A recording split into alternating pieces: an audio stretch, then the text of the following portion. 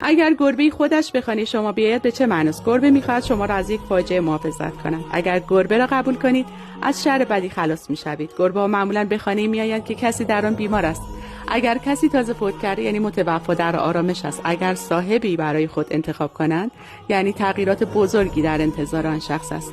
گربه سیاه همه بدبختی ها را دفع و در مقابل قوی ترین جادوها مراقبت می کند. گربه سیاه با پنجه سپید نشانه ارتقاء مالک خانه است.